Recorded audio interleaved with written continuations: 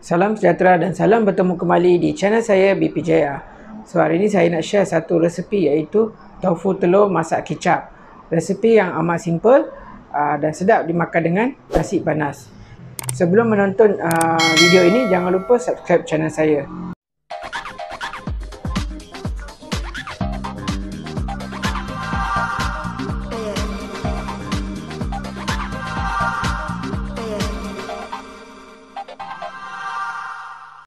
Berikut ialah bahan-bahan yang diperlukan untuk masak tofu kicap.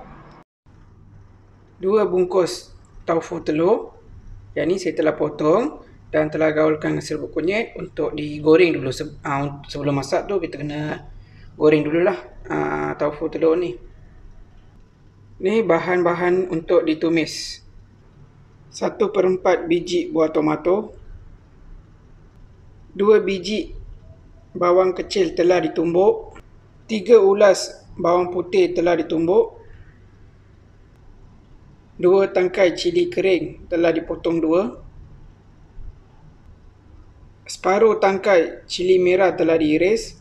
Cili merah ni saiz besar, so saya ambil separuh. Kalau cili merah ni kecil, ambil satu tangkai.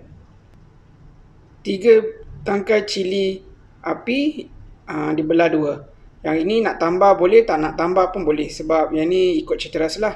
Kalau nak pedas boleh tambah. Ni rasa dia. Kita ada sedikit sos tiram. Sedikit kicap manis pekat. Sedikit kicap cair. Dan sedikit sos ikan. Yang ni saya ambil sedikit-sedikit.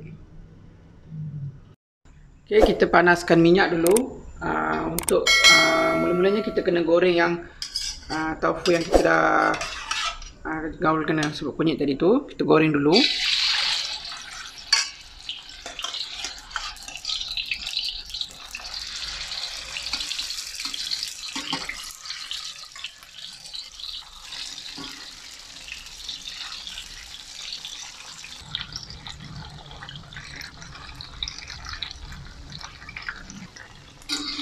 Agak-agak dalam 7 minit dia dah goreng, kita boleh ambil dia keluar. Okay, ini dia tofu yang telah digoreng. Okay, sekarang kita tengok cara untuk masak tofu kicap ni.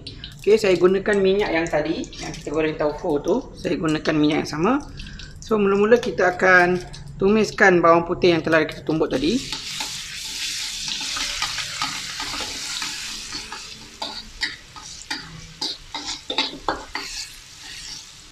Kita masukkan bawang kecil yang telah ditumbuk. Tumis.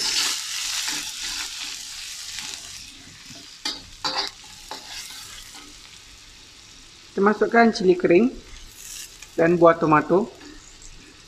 Kita tumis sekali.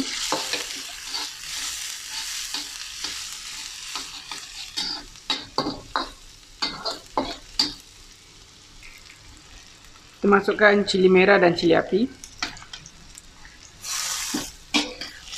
Kita tumis dia, kita gaulkan dia.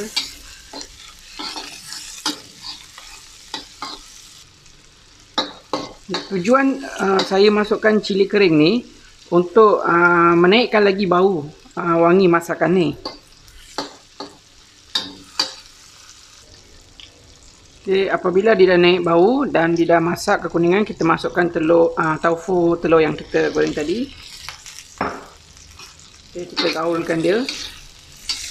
Api pastikan kecil ya, nanti angus.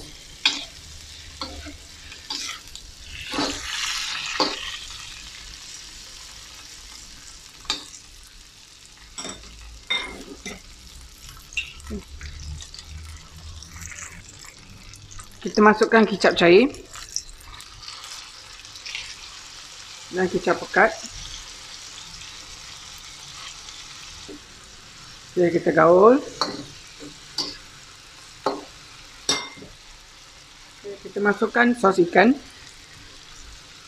dan air sekali. Kita masukkan sos tiram ni.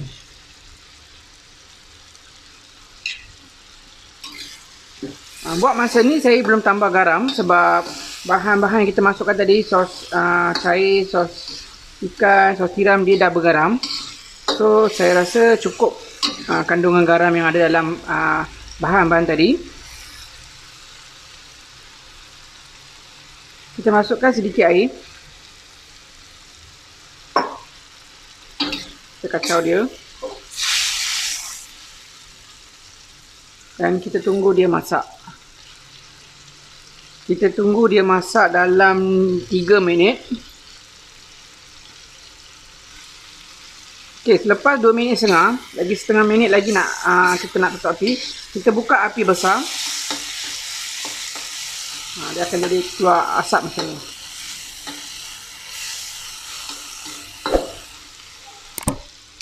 Okey, selepas 3 minit kita boleh tutup api dan kita boleh masukkan resipi ni ke dalam pinggan.